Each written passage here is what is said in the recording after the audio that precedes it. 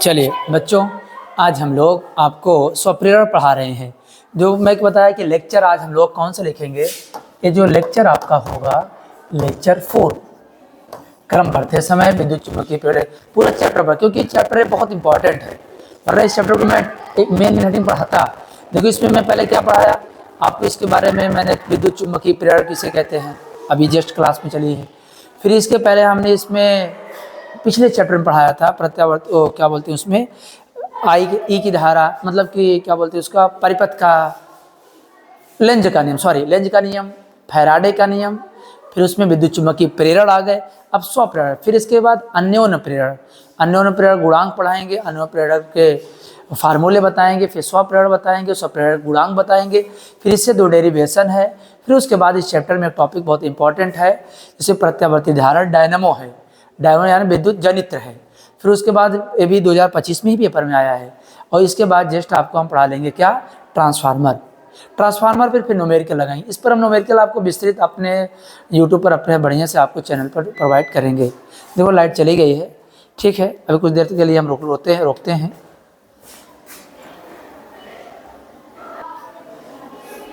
चलिए हम लोग आपको थोड़ा समझा देते हैं, थोड़ा चेहरा तो सब साफ नहीं दिख रहा होगा, लेकिन आपको हम समझा दे रहे हैं क्या क्या है।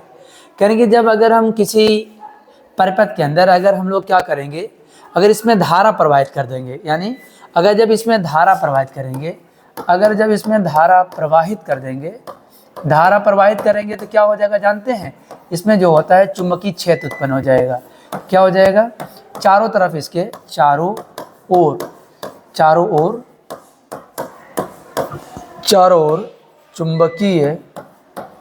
चुंबकीय क्षेत्र, चारों ओर चुंबकीय क्षेत्र उत्पन्न हो जाएगा।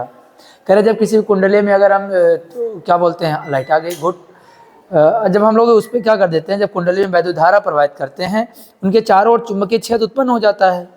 यदि धारा में परिवर्तन कर दें तो कुंडली से बद्ध, कह रहे हैं कि अगर हम लोग धारा में क्या कर दें, एक मिनट, अगर हम लोग धारा परिवर्तित कर दें, धारा में परिवर्तन कर दें तो इसके बद्ध में चुंबकीय फ्लक्स में परिवर्तन होने लगेगा। ध्यान सुनना, कह रहे हैं कि जब किसी कुंडली में, अच्छे सुनना, आप तो सुना दिखाई दे रहा है ना, कह रहे हैं कि जब अगर कुंडली में धारा प्रवाहित कर देंगे तो चुंबकीय क्षेत्र, उसके चारों ओर चुंबकीय क्षेत्र उत्पन्न हो जाएगा। क्लियर है, कह रहे हैं जब किसी कुंडली में अगर धारा प्रवाहित कर देंगे उसके चारों ओर चुंबकीय क्षेत्र उत्पन्न हो जाएगा। कह रहे हैं अगर इस कुंडली में अगर धारा के मान में परिवर्तन कर दे तो इस कुंडली से बद्ध चुंबकीय फ्लक्स में परिवर्तन हो जाएगा। बच्चों जाहिर सी बात है, अगर चुंबकीय फ्लक्स में परिवर्तन हो जाएगा तो विद्युत वाहक बल उत्पन्न हो जाएगा, यानी कि चुंबकीय फ्लक्स में परिवर्तन होगा, प्रेरित विद्युत वाहक बल उत्पन्न हो जाएगा। और साथ साथ में क्या होगा, वो क्या कहते हैं, विद्युत वाहक बल भी, मतलब प्रेरित धारा भी उत्पन्न हो जाएगी और विद्युत वाहक बल उत्पन्न हो जाएगा। लेकिन कह रहे हैं कि ऐसा होने से, इस परिवर्तन कर देने से, इसके मुख्य धारा के अतिरिक्त, इंपॉर्टेंट बात है, कह रहे हैं इस धारा के अतिरिक्त क्या हो जाएगा, देखो, हाँ, इस धारा के अतिरिक्त मुख्य धारा के मान में, मुख्य धारा के अतिरिक्त प्रेरित धारा उत्पन्न हो जाती है। तो इस प्रकार की घटना, विद्युत चुम्बकीय प्रेरण की घटना को ही स्वप्रेरण कहते हैं। घटना को क्या कहते हैं बच्चों, स्वप्रेरण कहते हैं। चले हम लोग, ठीक है, एक बार फिर रिकॉल कर दें कहो तो, इसको लिख देते हैं अच्छे से नेक्स्ट पेज पर, समझ में आना चाहिए। चलिए यहाँ हम लोग लिख रहे हैं, ठीक है, आपको कॉपी में पूरा दिख जाएगा बोर्ड पे समझने के लिए। चलिए बच्चों, हम आपको स्क्रीन पर देखो, बड़ी मेहनत से लिखा है, बहुत मेहनत लगता है इसको लिखने में, हाँ, पूरा छापना पड़ता है, इसलिए लिख देते हैं ताकि जो हमसे बोलने में या कुछ बातें कमी हो जाती है, मान लो हमारे बोलने में, भाई अब कोई कंप्यूटर थोड़ी है कि पूरी बात रिकॉर्ड रहती है, कुछ बोलने में, कुछ कहने में मिस्टेक हो जाता है। इसलिए मैं कोशिश ये करता हूँ कि आपके बोर्ड पे लिखा रहता है तो उसमें लिखने में आपको अच्छे से पढ़ने में फ़ायदा मिल जाता है और समझने में भी आसानी हो जाती है, और इसे नोट्स बना करके आप आगे अपने एग्ज़ाम के लिए तैयारी भी कर सकते हो। और सुन लीजिए, पढ़ भी लीजिए, मैं पढ़ दे रहा हूँ बच्चों। स्वप्रेरण आपका इंपॉर्टेंट है, ये आपको इंपॉर्टेंट पढ़ना अच्छे से। क्या है स्वप्रेरण, पेपर में बहुत बार आता है। कह रहे हैं जब किसी कुंडली में वैद्युत धारा प्रवाहित की जाती है, जब किसी कुंडली में वैद्युत धारा प्रवाहित करते हैं तो उसके चारों ओर चुंबकीय क्षेत्र उत्पन्न हो जाता है। कह रहे हैं अगर चुंबकीय क्षेत्र उत्पन्न हो जाता है तो इसी धारा में परिवर्तन अगर कर दे तो चुंबकीय फ्लक्स में परिवर्तन हो जाता है। याद रखो बच्चों, जब जब चुंबकीय फ्लक्स में परिवर्तन हुआ है, जब जब चुंबकीय फ्लक्स में परिवर्तन होता है तो याद रखो इसका मतलब आपका प्रेरित विद्युत वाहक बल उत्पन्न हो जाएगा। देख रहे हैं यहाँ लिखा है धारा परिवर्तन भी किया जाता है तो प्रेरित विद्युत वाहक बल उत्पन्न हो जाता है। फिर कहना जिसके कारण कुंडली में मुख्य धारा के अतिरिक्त, याद रखो मुख्य धारा के अतिरिक्त एक प्रेरित धारा उत्पन्न हो जाती है, तो इस विद्युत चुंबकीय प्रेरण की घटना को, इस विद्युत चुंबकीय प्रेरण की घटना को, चुंबकीय प्रेरण की घटना को स्वप्रेरण कहते हैं। ठीक है, याद रहेगा, स्वप्रेरण कहते हैं। फिर इसको हम लोग बताएंगे स्वप्रेरण को आगे चल करके स्मॉल एल से प्रदर्शित करते हैं। क्या करते हैं? स्मॉल एल से। ठीक है, याद रहेगा। पीछे मैं फिगर भी बनाया हूं आपके लिए, ये लिखा है, इसको आप फिगर भी बना लेंगे, अच्छे से यहाँ इस बात को पूरा समझ लेंगे। चलो एक बार रिकॉल कर लेते हैं, देखिए याद होता है कि नहीं याद होता है। चलिए बोले भाई, कह रहे हैं जब किसी कुंडली में धारा के मान, जब किसी कुंडली में परिपथ में धारा प्रवाहित कर देते हैं, जब धारा को प्रवाहित कर देंगे तो चुंबकीय क्षेत्र उत्पन्न हो जाएगा चारों ओर। क्या हो जाएगा? जब उसके चारों ओर चुंबकीय क्षेत्र उत्पन्न हो जाएगा। अच्छा, जब चुंबकीय क्षेत्र उत्पन्न हो जाएगा, कह रहे हैं अगर धारा के मान में परिवर्तन कर दें, चुंबकीय धारा के मान में परिवर्तन कर दें तो आपके उसके क्या बोलते हैं, तो विद्युत वाहक फ्लक्स में परिवर्तन होने लगेगा। जब धारा में परिवर्तन करते हैं, कम ज्यादा करते हैं तो फ्लक्स में परिवर्तन होता है। जाहिर सी बात है, जब धारा में परिवर्तन हुआ और चुंबकीय फ्लक्स में परिवर्तन होने लगा तो आपका एक उत्पन्न हो जाता है विद्युत वाहक बल। जैसे ही विद्युत वाहक बल उत्पन्न हो जाता है तो बच्चों एक घटना आपको बताया था कि जैसे ही हो जाता है तो उसके उत्पन्न हो जाता है तो मुख्य धारा के अतिरिक्त एक प्रेरित धारा उत्पन्न हो जाती है। प्रेरित धारा उत्पन्न हो जाती है तो इस प्रकार की घटना, विद्युत चुंबकीय प्रेरण की घटना को ही स्वप्रेरण कहते हैं। ठीक है भाई, वही लाल वाली बोलो, पूरा मत खत्म करो, आने वाला। चलिए हमारा नेक्स्ट हेडिंग है, आज इंपॉर्टेंट हेडिंग हमने शुरू किया है, स्वप्रेरण गुणांक अथवा स्वप्रेरकत्व। उसी हेडिंग में है स्वप्रेरण गुणांक अथवा स्वप्रेरकत्व। बहुत इंपॉर्टेंट है, इस पे न्यूमेरिकल चलेगा, डेरिवेशन चलेगा, कभी कभी इसे कहा जाता है स्वप्रेरकत्व। मैंने एक जगह तो लिख दिया है बच्चों, गलती हो गई थी 2 जगह, तो स्वप्रेरकत्व है या स्वप्रेरण गुणांक कहते हैं। इसमें क्या बताओगे? अच्छे सुनना, ध्यान सुनना है। किसी भी कुंडली में जब वैद्युत धारा आई प्रवाहित की जाती है तो उसके धारा के कारण चुंबकीय फ्लक्स φ और तारों में फेरों की संख्या कैपिटल N होती है। क्या कहा मैंने? जब किसी कुंडली में, ध्यान सुनना, जब किसी कुंडली में धारा आई, ध्यान से सुनेंगे तो याद हो जाएगा। जब किसी कुंडली में धारा आई प्रवाहित की जाती है, जब किसी कुंडली में धारा आई प्रवाहित की जाती है, ध्यान सुनना, जब किसी कुंडली में धारा आई प्रवाहित की जाती है तो उसमें चुंबकीय फ्लक्स φ उत्पन्न हो जाता है। क्या हो जाता है भाई? चुंबकीय फ्लक्स भी होता है। तो क्या बताएंगे भाई? इसमें लिख देते हैं चुंबकीय फ्लक्स। क्या लिखेंगे? चुंबकीय फ्लक्स। चुंबकीय फ्लक्स, चुंबकीय फ्लक्स φ होता है। मतलब कि अगर जब किसी भी जब धारा प्रवाहित करेंगे तो उसमें चुंबकीय फ्लक्स भी में परिवर्तन हो जाएगा। अच्छा, इसमें एक बात और बताना है, और कुंडली में फेरों की संख्या, दूसरी बात बताना है माना की क्या लिख देते हैं? माना, वर्ड डाल देते हैं माना। माना कि कुंडली में फेरों की संख्या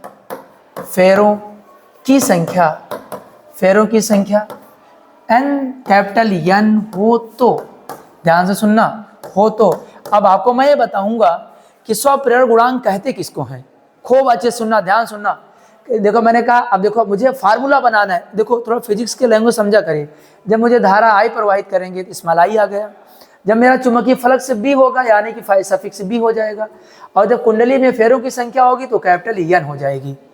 अब यहाँ हम बताएंगे क्या होता है। इसमें एक वर्ड आता है, इसमें चुंबकीय फ्लक्स की ग्रंथिकाओं की संख्या, मैं लिख दे रहा हूँ, इंपॉर्टेंट वर्ड है चुंबकीय फ्लक्स में। थोड़ा देखो यार, कलर चेंज कर दूं, देखो दिखता है कि नहीं? चुंबकीय, देखो दिख रहा है, चुंबकीय दिख रहा है, चुंबकीय फ्लक्स की, साफ नहीं दिख रहा है, फ्लक्स की ग्रंथिकाओं,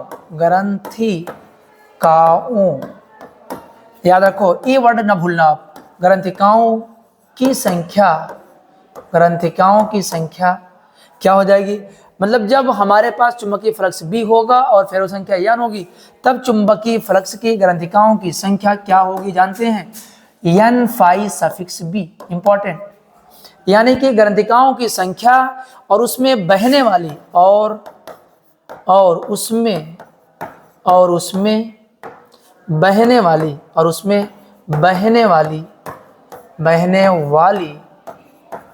वाली धारा, और उसमें बहने वाली धारा I के अनुक्रमानुपाती होता है। बात याद रखना बच्चों, अनुक्रमानुपाती होता है। थोड़ा आपको ध्यान अच्छा नहीं दिख रहा होगा, मैं लिखता हूँ इससे। देखो अब आपको कुछ समझ में आए ना आए, थोड़ा मैं आपको एक बात बता रहा हूँ, ध्यान से देखो, कहीं डिलीट तो नहीं हो रहा है, नहीं, इसका मतलब जो है थोड़ा सा छोटा करेंगे। देखो ये छोटा कर देंगे, देखो भाई थोड़ा देखो दिख रहा है कि नहीं दिख रहा है, ये यूं दिख रहा है ना। देखो अब एक अच्छी लाइन है, आपको एक बात समझा देता हूँ भाई, इसको थोड़ा सा डिलीट कर देता ताकि अलग ना दिखे, लेकिन ये तो करने होने लगा, बहने वाली धारा I के, ये थोड़ा अच्छा सा वर्ड लिख देता हूँ मिटा करके, धारा, क्योंकि मेन वर्ड है, अनुक्रमानुपाती होता है, थोड़ा किनारे हो जाए दिखे आपको। चले अब हम लोग कहते हैं स्वप्रेरक गुणांक किसे कहते हैं, बस यहाँ से सुनना है, इसका मतलब कुंडली में चुंबकीय फ्लक्स की ग्रंथिकाओं की संख्या n phi सफिक्स B और बच्चों हो जाते उसमें बहने वाली धारा I के अनुक्रमानुपाती। यहाँ देखो ना समझ में, लास्ट लाइन समझो आप, n phi सफिक्स B अनुक्रमानुपाती हो जाएगा बच्चों स्मॉल I, जैसे अनुक्रमानुपाती हटा देंगे हो जाएगा phi suffix B is equal to LI। Kameshwar sir आए क्या? कहाँ वहाँ पढ़ा रहे हैं क्या? यहाँ देखो n phi सफिक्स B हो जाएगा, देखो इस सफिक्स में ये एक मिनट ये क्या है आपका n phi सफिक्स B। तो बच्चों अब हमें स्वप्रेरक गुणांक याद करना, थोड़ा गलती उसमें स्वप्रेरक को ही L कहते हैं, L को रोक लेना है, I कहाँ आ जाएगा n phi suffix B upon small I। बहुत इंपॉर्टेंट फार्मूला है, इसे आप याद कर लेंगे। जब कोई पूछेगा फार्मूला क्या है स्वप्रेरक गुणांक का, L is equal to n phi suffix B upon I। तो बच्चों अब कोई पूछेगा बताओ स्वप्रेरकत्व या स्वप्रेरण गुणांक, अगर कोई पूछेगा स्वप्रेरक गुणांक का मात्रक क्या है या स्वप्रेरकत्व का मात्रक क्या होता है, थोड़ा दूर लिख रहे हैं भाई, स्वप्रेरकत्व का मात्रक क्या होता है, तो बता देना भाई साहब क्या होता है, वेबर। क्या होता है? वेबर। क्या हो जाता है? अगर कोई पूछ ले क्या होता है ग्रंथिकाओं की, क्या होता है चुंबकीय फ्लक्स ग्रंथिकाओं का मात्रक क्या होता है, तो क्या होता है टर्न वेबर। क्या होता है? Turn weber.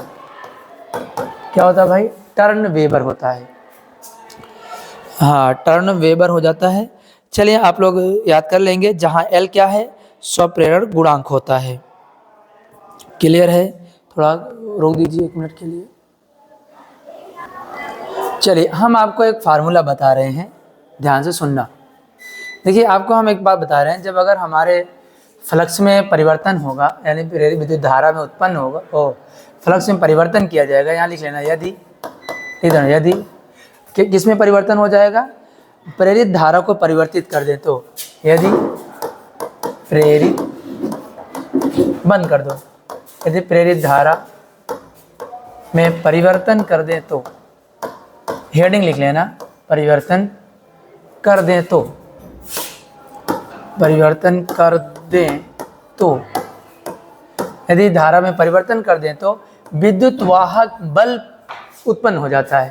तो यहाँ मैं आपको ये लिखना चाह रहा था, विद्युत वाहक बल इज इक्वल टू क्या होता है, देखो इसमें होता है -n phi सफिक्स, क्या लिखा जाता है -n phi suffix B, sorry delta phi suffix B अपान डेल्टा T। मतलब कि इसके क्या होता है, इसमें चुंबकीय फ्लक्स के परिवर्तन दर के बराबर होता है। कौन? विद्युत वाहक बल। याद रखो, इसका मतलब चुंबकीय फ्लक्स के परिवर्तन की दर में विद्युत वाहक बल के बराबर होता है। नेगेटिव क्या प्रदर्शित करता है हमको? नेगेटिव करता है कि हमारा जो होता है वो ऋणात्मक होता है कि अपोजिट डायरेक्शन में काम कर रहा है। ठीक है, चिन्ह में प्रदर्शित करता है। लिख ले, जहां n phi सफिक्स b अपान डेल्टा t हमारा क्या है? चुंबकीय दर है। लेकिन अब देखो, यहाँ एक चालाकी काम करना है। यहाँ क्या करना है बच्चों? एक चालाकी काम कर लेना है। क्या चालाकी काम करना है? देखिए, हम बना लेते हैं n को कहाँ? इस साइड में कर लेते हैं। देखो ध्यान से, कहाँ कर लेते हैं? माइनस रहने देते हैं। डेल्टा को थोड़ा उधर कर लेते हैं कुछ देर के लिए, आ जाएगा इनके बगल। हाँ गुरुजी, तुमको समझ में आ रहा है। n कहाँ चला है? इसके बगल। डेल्टा उधर कर दिया, अपन डेल्टा t जैसे था वैसे लिख लिया। यहाँ हम एक बात बताते हैं, चूंकि हम जानते हैं n phi suffix b is equal to होता है li। तो एक बात बताओ, आप समझ गए होंगे n phi सफिक्स b लिखने का मतलब ये है कि देखो ध्यान सुनो, इनकी दोनों की जगह पर मैं लिखूंगा li। देखो ध्यान से, यहाँ मैं लिखूंगा, माइनस रहने देता हूँ, डेल्टा भी रहने देता हूँ, यहाँ लिख लेता हूँ li। अपान हो जाएगा बच्चों क्या? Delta t। बताओ यहाँ तक समझ में आया है आपको? अब मैं एक काम करूँगा, small E is equal to, हम जो डेल्टा यहाँ लिखे हैं ना, डेल्टा अंदर लेके चले जाते हैं, तो बच्चों यल बाहर हो जाएगा और यहाँ आराम से दिखने लगेगा डेल्टा आई। देखो ध्यान से, डेल्टा आई अपान हो जाएगा आपका डेल्टा टी। अब आपको समझ में आया है, एक नया फार्मूला बन गया है। अगर यहाँ भी यल का मान निकालना पड़ेगा, इसका क्रॉस मल्टीप्लाई वहाँ चला जाएगा, तो यल इज इक्वल टू हो जाएगा, माइनस भी उधर लेके चला जाएंगे, इधर प्लस हो जाएगा, ई रहेगा, डेल्टा टी हो जाएगा अपान डेल्टा आई हो जाएगा। इसे हम लोग डबल बॉक्स में बंद कर लेंगे। जब हमें विद्युत वाहक बल दिया रहेगा और डेल्टा टी मतलब कि समय में परिवर्तन दिया रहेगा और धारा में परिवर्तन हो जाएगा, तब हमें स्वप्रेरक गुणांक या स्वप्रेरकत्व तो पूछता है हमसे, तब बच्चों हम लोग ये वाला फार्मूला यूज़ करेंगे। देख लीजिए, इसका क्रॉस मल्टीप्लाई कर दिया है, इसी को तुम याद कर रखना। इसको हम डबल बॉक्स में अलग कलर में यहाँ इसको लिख देते हैं। ये वाला जो है आपका, ये वाला जो है, ये वाला आप जो है, ये वाला याद रखे रहेंगे, ये बहुत यूजेबल। एक फार्मूला ए हो जाता है और दूसरा फार्मूला आपको ए वाला, दोनों फार्मूले याद रखेंगे। इस फार्मूले को मैं नेक्स्ट पेज पर लिख दे रहा हूँ। आज हमने एक फार्मूला ए सीखा है, n phi suffix b is equal to क्या होता है? li होता है, अर्थात यल वही रहेगा, हमें n phi सफिक्स b अपान हो जाएगा i। बच्चों एक फार्मूला आज मैंने ये सीखा है, दूसरा फार्मूला बच्चों आपने ये सीखा है। कौन सा?